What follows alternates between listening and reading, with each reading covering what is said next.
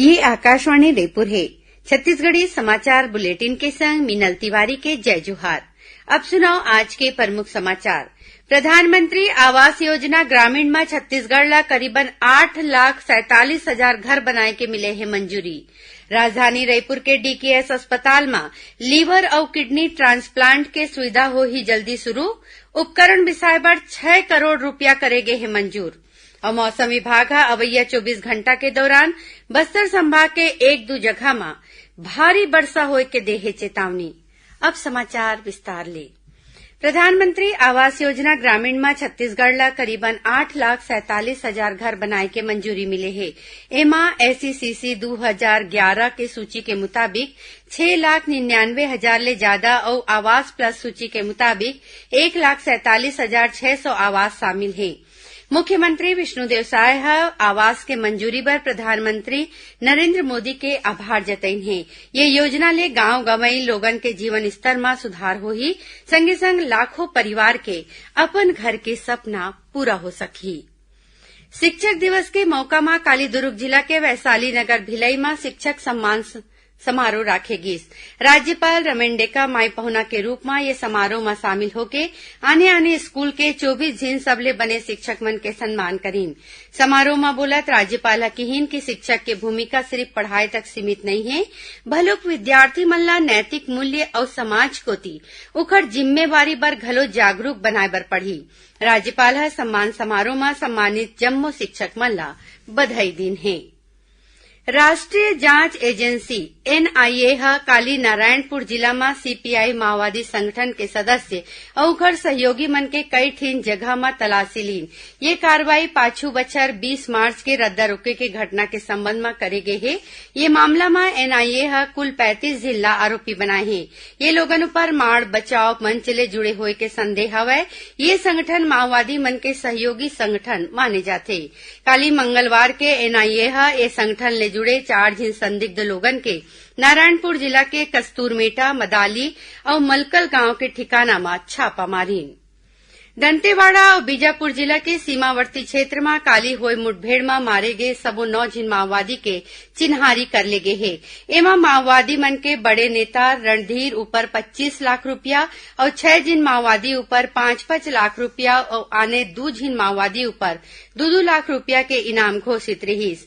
ऐसन किस्म ले ये सबो माओवादी मन ऊपर कुल 60 लाख रुपया के इनाम घोषित रहीस।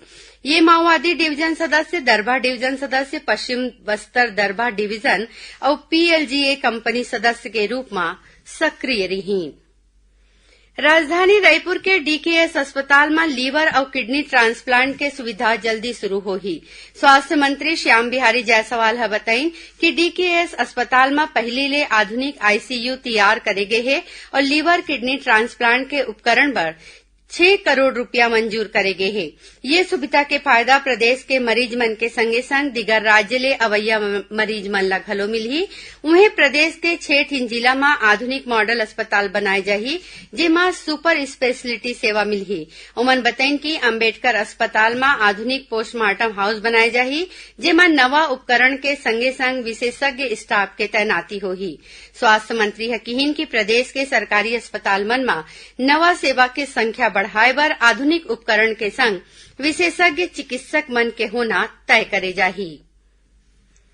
स्वास्थ्य मंत्री श्याम बिहारी जायसवाल आज छत्तीसगढ़ स्टेट फार्मेसी काउंसिल के पंजीयन के ऑनलाइन सुविधा के शुभारंभ करीन। ये मौका में स्वास्थ्य मंत्री कहीन की पंजीयन काम के ऑनलाइन होइले अर्जी देवैया मन ला अब काउंसिल के चक्कर नहीं लगाए बर पड़ी।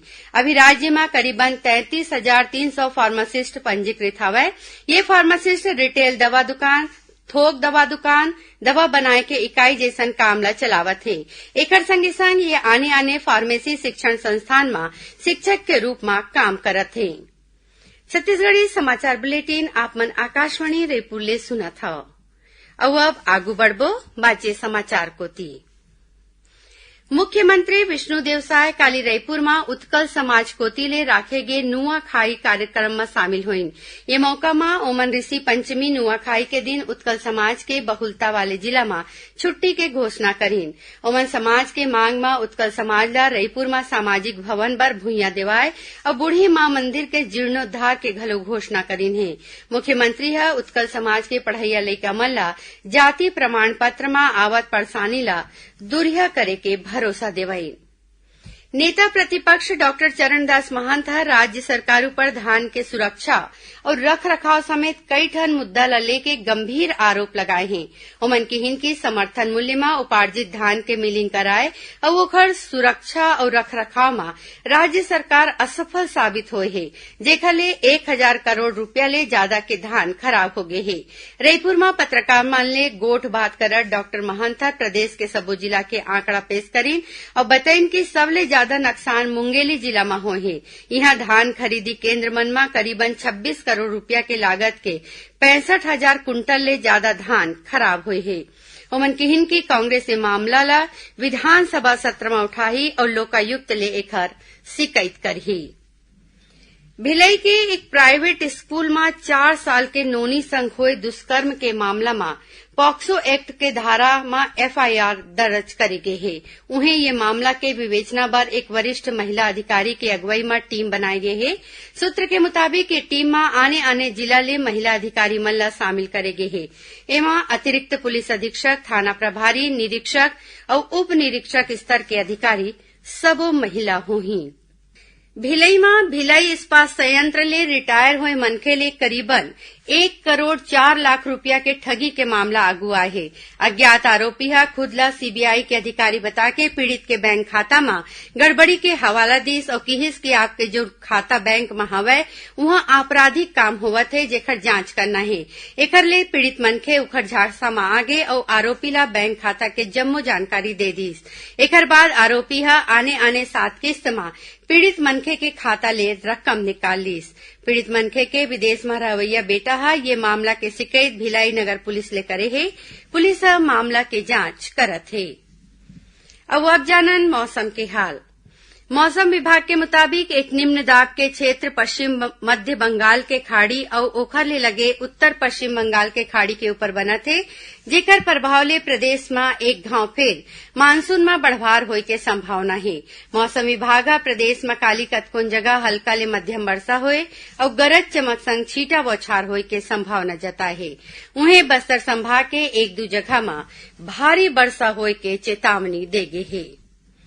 रायपुर जिला के तिल्दा ब्लॉक में अडानी फाउंडेशन डहर ले निःशुल्क स्वास्थ्य शिविर लगाए गईस। ये शिविर में रायपुर के मल्टी स्पेशलिटी हॉस्पिटल ले आए अस्थि रोग, हृदय रोग, स्त्री रोग और मेडिसिन विभाग के विशेषज्ञ डॉक्टर मन लोगन मन के स्वास्थ्य के जांच करके ओमन ला मुफ्त में दवाई दीन। शिविर में ग्राम पंचायत मूरा, मोहरेंगा, बंगोली, खौली डबरी और भाटापारा के 400 ले ज्यादा लोगन मन जांच करवाई। अब थोरकुन समाचार सारमा। श्री रामलला दर्शन योजना में सारंगढ़ ले काली 30 झिन श्रद्धालु के दल अयोध्या धाम बर रवाना हुई। छत्तीसगढ़ राज्य विधिक सेवा प्राधिकरण बिलासपुर कोती ले हिंदी ले अंग्रेजी के अनुवादक के एक पद पर 18 सितंबर के कौशल परीक्षा राखे जाही। उन्हें वाहन चालक के एक पद पर कौशल परीक्षा 23 सितंबर के होही। नारायणपुर जिला में ओरछा बाजार तीर आज माओवादी मन बम विस्फोट करीन। एमा कखरो हताहत होय के सूचना नहीं मिले है। उन्हें एक चौपहिया गाड़ी ला नुकसान पहुंचे है। और राजनांदगांव जिला के इंदामरा गांव तीर चौपहिया गाड़ी के टक्कर ले फटफटे सवार एक मनखे के मौत हो गए।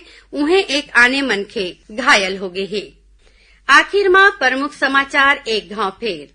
प्रधानमंत्री आवास योजना ग्रामीण में छत्तीसगढ़ ला करीबन 8,47,000 घर बनाए के मिले है मंजूरी।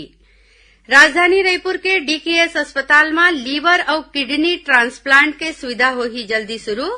उपकरण बिसाए बर 6 करोड़ रुपया करे गए है मंजूर। और मौसम विभाग अवैया 24 घंटा के दौरान बस्तर संभाग के 1-2 जगह में भारी वर्षा होय के देहे चेतावनी। एकरे संग छत्तीसगढ़ी समाचार बुलेटिन इहे सिरावत है। जय जोहार।